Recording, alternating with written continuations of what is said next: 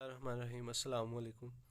आज हम class 12 physics उसका चैप्टर नंबर 12 जो कि इलेक्ट्रोस्टैटिक से रिलेटेड है उसका न्यूमेरिकल्स में से 12.9 उसको सॉल्व करेंगे।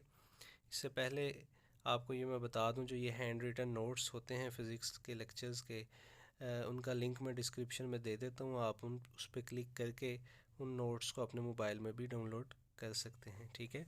और दूसरी बात ये, अगर आपको किसी भी क्लास के फ़िज़िक्स का कोई टॉपिक समझ ना हो या उसके आपको नोट्स चाहिए हों तो आप कमेंट बॉक्स में बता दीजिएगा। मैं उस पर एक वीडियो बना के वो नोट्स भी आपको प्रोवाइड कर दूँगा, ठीक है।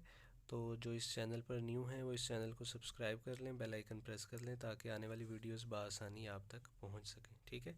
तो अब हम अपना न्यूमेरिकल 12.9 उसको सॉल्व करते हैं।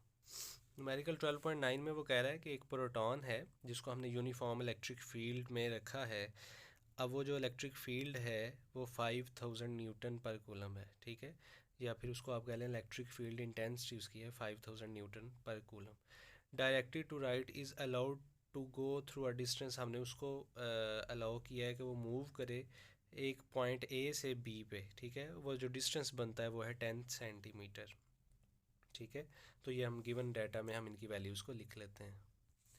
तो ये इलेक्ट्रिक फील्ड इंटेंसिटी की वैल्यू 5000 न्यूटन पर कूलम है। डिस्टेंस उन दो पॉइंट्स के दरमियान में 10 सेंटीमीटर था। अगर मैं इसको मीटर में कन्वर्ट करूँ तो 100 से डिवाइड करूँगा तो वो 0.1 मीटर आ जाएगा। अब इसमें दो चीज़ें हमें नहीं गिवन, वो हमें याद होनी चाहिए, पता होनी चाहिए। एमसीक्यूज़ भी आ सकता है उससे रिलेटेड, तो हम उसकी वैल्यूज़ को भी लिख लेते हैं। चार्ज ऑन प्रोटॉन क्यू जो है सबसे कम एक पार्टिकल पे जो चार्ज है होता है वो 1.6 मल्टीप्लाई बाई 10 की पावर -19 कूलम होता है। और मास ऑफ प्रोटॉन की वैल्यू 1.67 मल्टीप्लाई बाई 10 की पावर -27 किलोग्राम होता है, ठीक है। ये वैल्यूज़ आपको याद होनी चाहिए। अब हमें जो फाइंड आउट करना है वो देखते हैं। सबसे पहले उसने कहा पोटेंशियल डिफरेंस फाइंड आउट करें, फिर work done by the field वो फाइंड आउट करें, फिर change in potential energy of proton उसको फाइंड आउट करें, फिर change in kinetic energy of proton उसको फाइंड आउट करें, और फिर उसकी वेलोसिटी मतलब प्रोटॉन की वेलोसिटी उसको फाइंड आउट करें। तो 5 चीज़ों को हमने फाइंड आउट करना है। तो बड़ा आसान सा है, दो दो तीन तीन स्टेप्स में ये न्यूमेरिकल हर एक की वैल्यू को फाइंड आउट कर लेंगे। तो अब हम इसको टू फाइंड आउट में वैल्यूज़ को लिख के फिर उसको सॉल्व करते हैं। तो ये सबसे पहले हमने लिख लिया पोटेंशियल डिफरेंस की वैल्यू हमने फाइंड आउट करनी है, फिर वर्क डन की वैल्यू W, फिर change in potential energy of proton del U से उसको डेल्टा U से लिखते हैं, ठीक है। फिर चेंज इन काइनेटिक एनर्जी उसको फाइंड आउट करना है, फिर वेलोसिटी ऑफ प्रोटॉन V उसको फाइंड आउट करना है। तो सबसे पहले हम अपना पोटेंशियल डिफरेंस फाइंड आउट करते हैं। तो पोटेंशियल डिफरेंस फाइंड आउट करने के लिए हमने फार्मूला पढ़ा है चैप्टर में कि delta V is equal to -E delta R के इक्वल होता है, ठीक है। माइनस एज इट इज़ आ जाएगा। E की वैल्यू 5000 हमें गिवन है, डेल्टा R की वैल्यू भी 0.1 गिवन है। तो ये दोनों को मल्टीप्लाई करेंगे तो हमारा आंसर आ जाएगा 500 वोल्ट।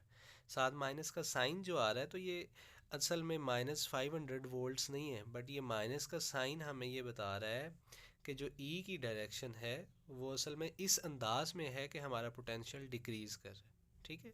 तो ये डिक्रीजिंग के लिए हम माइनस का साइन यूज़ यहाँ पे कर रहे हैं, या ओवरऑल हम माइनस का साइन फिज़िक्स में डायरेक्शन के अपोजिट होने के लिए इसको यूज़ करते हैं। तो ये ठीक है।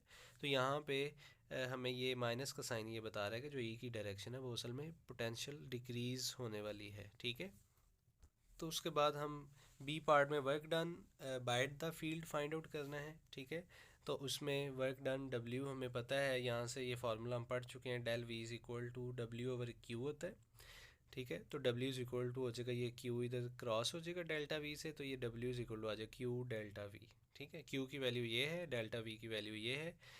अब बात ये आ जाती है, ये आंसर आया है हमारा जूल में, ठीक है। हमें अगर उसको कन्वर्ट करना है इलेक्ट्रॉन वोल्ट में तो 1 इलेक्ट्रॉन वोल्ट असल में इतने जूल के होता है, ठीक है। 1 electron volt is equal to 1.6 multiply by 10 की पावर -19 जूल, ठीक है। तो मैं इस पूरी की वैल्यू की जगह पे 1 इलेक्ट्रॉन वोल्ट लिख लूँगा, तो ये पूरी वैल्यू की जगह पे ये जूल इसके साथ अगर मैं लगा लूँ तो ये पूरी वैल्यू की जगह पे 1 इलेक्ट्रॉन वोल्ट आ जाएगा, वो इलेक्ट्रॉन वोल्ट इस 500 के साथ आ जाएगा, ठीक है। तो ये वर्क की वैल्यू आ गई, सही है। अब उसके बाद हमें फाइंड आउट करना है पोटेंशियल एनर्जी को, चेंज इन पोटेंशियल एनर्जी, ठीक है। तो अब आपको पता है कि प्रोटॉन अगर हाई पोटेंशियल से लो पोटेंशियल की तरफ अगर वो मूव कर रहा है तो इसका मतलब है वो पोटेंशियल एनर्जी लूज़ कर रहा है, ठीक है। और वो हमें नाइन्थ क्लास में भी हमने पढ़ा था कि असल में जो एनर्जी होती है वो असल में वर्क डन नहीं होता है, ठीक है। तो वो कहता है it loses potential energy which is equal to the work done by charge, ठीक है। So change in potential energy is equal to minus work done, क्योंकि पोटेंशियल एनर्जी लूज हो रही है, ठीक है। तो माइनस का साइन आएगा। Delta u is equal to आ जाएगा माइनस क्यू डेल्टा वी, वही फार्मूला हम पीछे पढ़ चुके हैं, W is equal to q delta v होता है, ठीक है। यहाँ पे भी डिस्कस किया है, delta V is equal to W over Q है, तो ये डब्ल्यू फाइंड आउट करेंगे तो क्यू इधर डेल्टा वी से मल्टीप्लाई हो जाएगा। तो अब हम क्यू की वैल्यू यहाँ पे ये पुट कर देंगे, डेल्टा वी की वैल्यू ये 500, फिर से वही काम 500 एज इट इज़ आ जाएगा, इस पूरे की जगह पे हम इलेक्ट्रॉन वोल्ट उसको लिख देंगे, ठीक है। तो ये माइनस का साइन हमें यहाँ पे ये बता रहा है कि पोटेंशियल एनर्जी लूज़ कर रही है, ठीक है। अब हम फाइंड आउट करेंगे चेंज इन काइनेटिक एनर्जी। तो असल में हम ऊपर पढ़ चुके हैं कि पोटेंशियल एनर्जी डिक्रीज़ कर रही है, उसमें लॉस हो रहा है।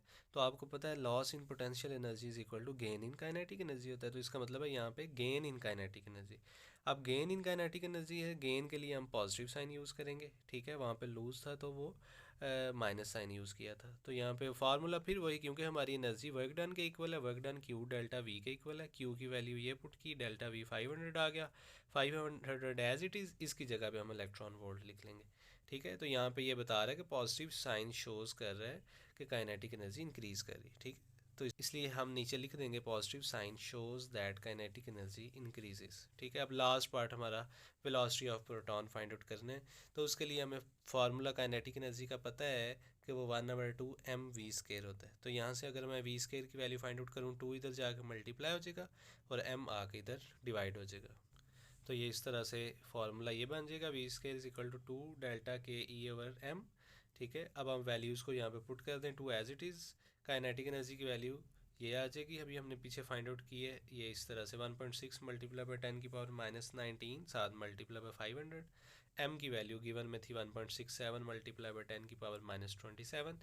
आप इसको और इसको मल्टीप्लाई करके इससे डिवाइड करेंगे तो ये आंसर आ जाएगा, डायरेक्ट मैंने इसको किया है।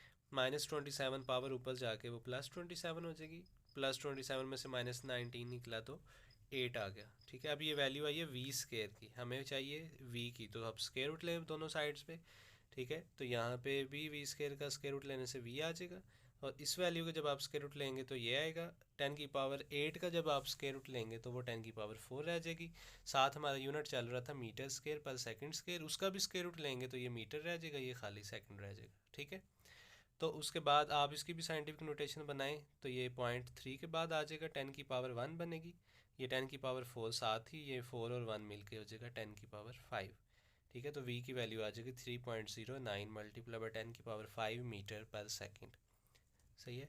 तो ये हमारा न्यूमेरिकल था 12.9। मुझे उम्मीद है आपको इसकी समझ आ चुकी होगी। फिर भी आपके जहन में कोई कॉन्सेप्ट ऐसा हो जिसकी समझ ना लगी हो, या आपके जहन में कोई क्वेश्चन हो, तो आप कमेंट बॉक्स में पूछ सकते हैं, मैं इंशाल्लाह आपको ज़रूर गाइड करूँगा। तो मिलते हैं इंशाल्लाह नेक्स्ट लेक्चर में। आज के लिए अल्लाह हाफिज़।